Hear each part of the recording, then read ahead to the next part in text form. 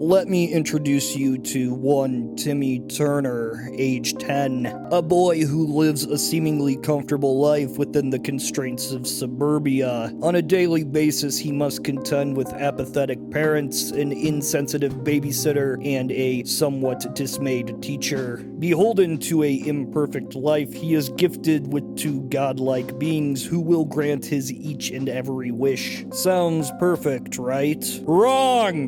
This is the setup of the television program Fairy People Parent Kid, which aired on the Viacom CBS subsidiary Nickelodeon from 1998 until I quit caring. Each episode begins with Timby having a minor stressor, a problem which he frets over for a while before realizing he has unlimited power. Then he makes a vague wish to solve his issue, which causes more unforeseen consequences. By the end of most episodes, he undoes whatever wish he made and the world is returned to normal. His problems are about what you would expect from a young boy. He wants to consume sweets all the time. Maybe he wants tickets to an ice show and cannot acquire them through traditional means. Or maybe he simply wants a sex change. All this and more is done through the magical powers of his fairy godparents. These two specifically, Cosmos and Yondu. They function as Timmy's moral guide, albeit with a healthy dose of naivete. Cosmos suffers from a severe mental deficiency, and Yondu's consistent nagging makes them both less than competent guardians. This leaves Tumble free to learn from his own mistakes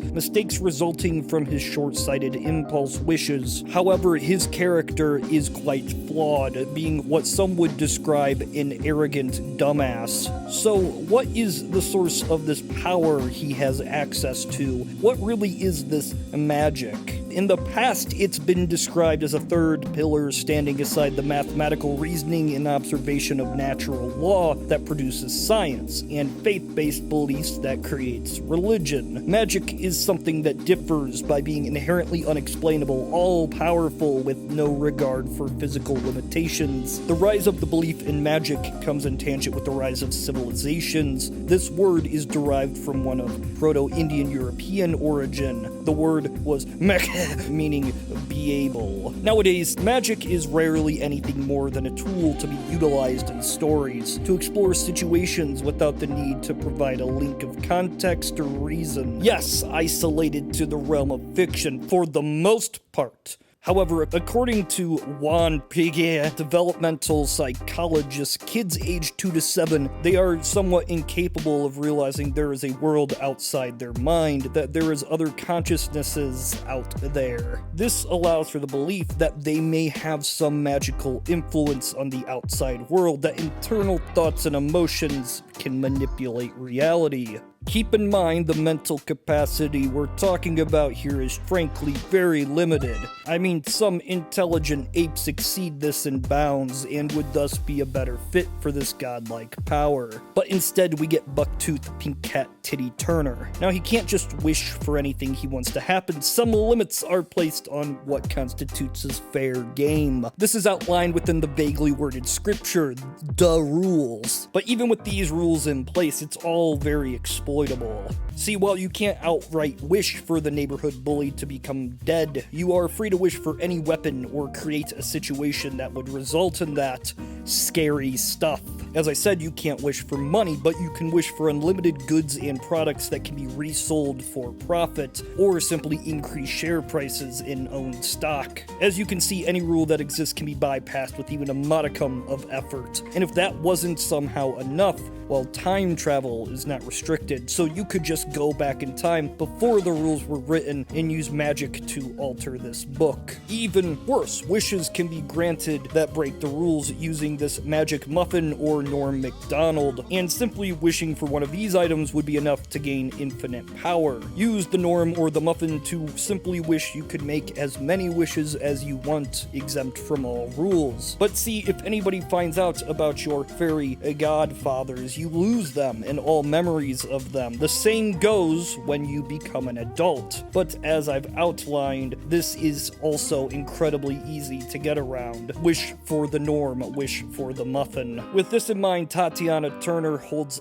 quite a lot of power. He could wipe the memories of every living being, alter the personality and thoughts of any political opponents, destroy global economies by flooding markets, wish away all electricity, banking, law. Maybe he wants nuclear weapons, global catastrophes, solar flares. Why stop there? Maybe he changes the temperature of the universe to absolute zero, eliminate all energy in a system, make false vacuums, and see the universe collapse. And then Tara Strong could simply move on to other universes, and when none remain, simply make new ones. For Lord John Acton once wrote, "Power tends to corrupt, and absolute power corrupts absolutely." Do you feel empathy for the lowly photon? Do you feel bad when you make it change position as you turn on that flashlight? Tommy Boy sees you as just that, a photon. And this is why Ted Turner doesn't help others, why he doesn't solve world hunger, stop wars, disease,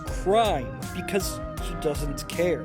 He is Dr. Manhattan, but with the brain of a 10-year-old child. To the one who controls reality, the self becomes reality. So yes, Fairly Odd Parents is a message about power, its inevitable abuse, and the inherent flaw of sentient life. Tugboat Turner represents a notion that all people, no matter the values they currently hold, will abandon the conceptions of empathy when they hold the universe in the palm of their hand. A somewhat dour message on our society, on the innate evil of man, yes, but one tackled poignantly and clearly within the seasons of the show I watched. Also, Timmy could have stopped 9/11. How many times does this happen to you? You're riding in the forest when I just have to move this Sonic. How many times does this happen to you? You're riding in the forest when Sonic. Move over,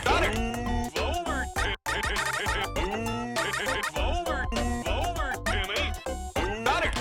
I am on my way to pull a sword from the stone and claim my rightful. And this manure almost comes all the way off.